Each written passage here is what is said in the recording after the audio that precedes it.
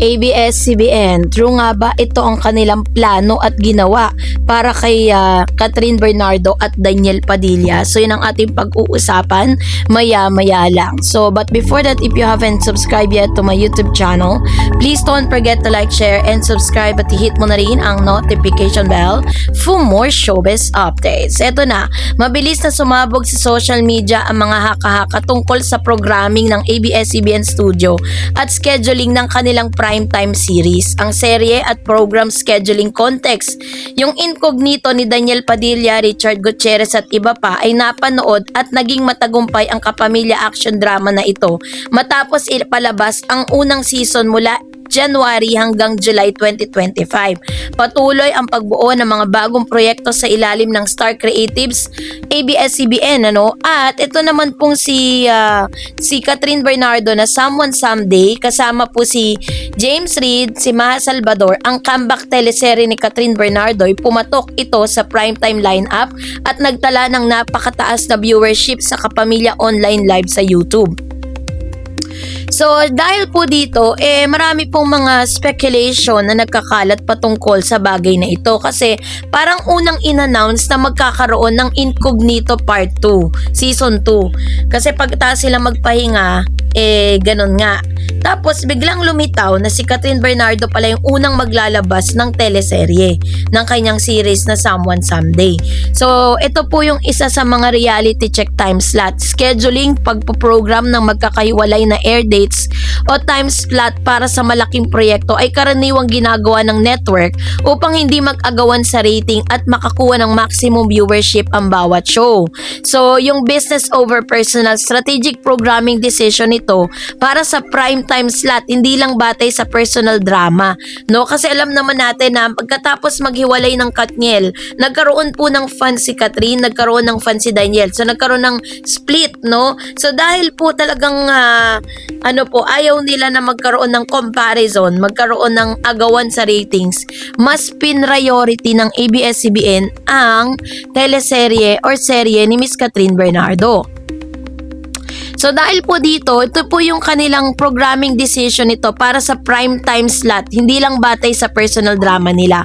So kaya naman nagkakaroon ng comparison narrative. May mga usap-usapan sa online community na iniiwasan ang head-to-head comparison sa pagitan ng magkahiwalay na solo projects nila Catherine at Daniel. Kasi sa clout and hype, natural na ikakabit ang netizen ang Katniel narrative dahil sa haba ng kanilang tambalan noon.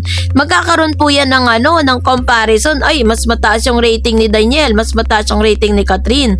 So yun yung iniiwasan ng ABS-CBN, kaya pala naging ganito yung na ganito yung scheduling pero kitang-kita naman na mas pina-priority ng ABS ang A-list actress na si Miss Catherine Bernardo. So dahil po dito, sabi nga yung sa pagsasaayos daw ng release dates ay nakasalalay sa taping schedules, post-production at international streaming rights tulad ng Netflix and slot availability, logistics and contrast. Mas matimbang ang streaming agreements at production readiness kaysa sa kompetisyon ng stars. So dahil dito, ang verdict, bagamat ang patuloy na binibigyan ng dramatic storyline ng netizen at commentary pages ang bawat movement sa programming ng Kapamilya Network, ang pangunahing dahilan ng pag-aayos ng time slot ay business strategy at programming logic.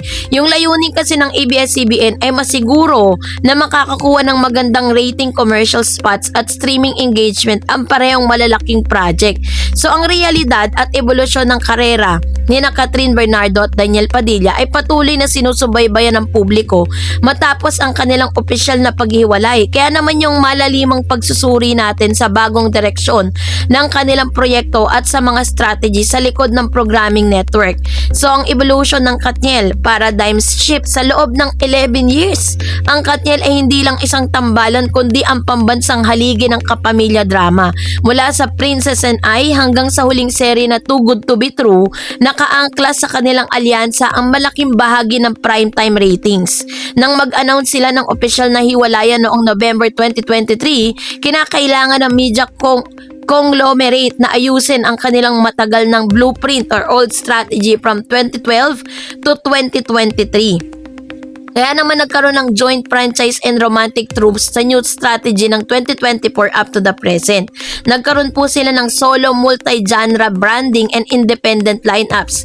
Si Catherine solo trajectory, nakatuon ang kanyang career sa high-stakes drama, international film at collaboration at bagong primetime series katambal ang iba't ibang leading men. Habang si Daniel rebranding naman ay nakapokus sa grifty action series katulad ng Incognito at Ensemble Cast projects upang magtatag ng bagong image na hiwalay sa romantic hero or archetype, no?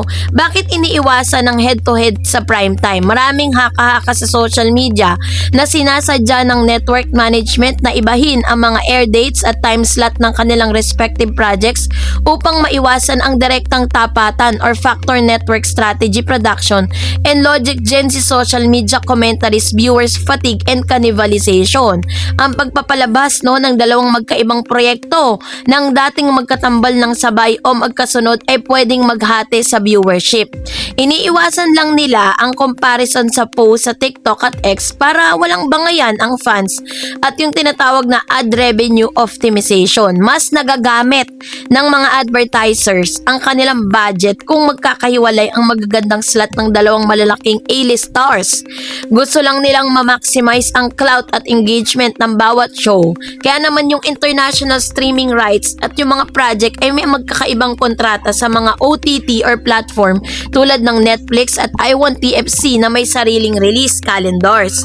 So kanilang business decision ito para ma-dominate yung streaming charts nang hindi nag-aagawan. So yun po yung kanilang rason kung bakit hindi pinagsabay yung teleserye or series ni Daniel Padilla tsaka po ni Catherine Bernardo.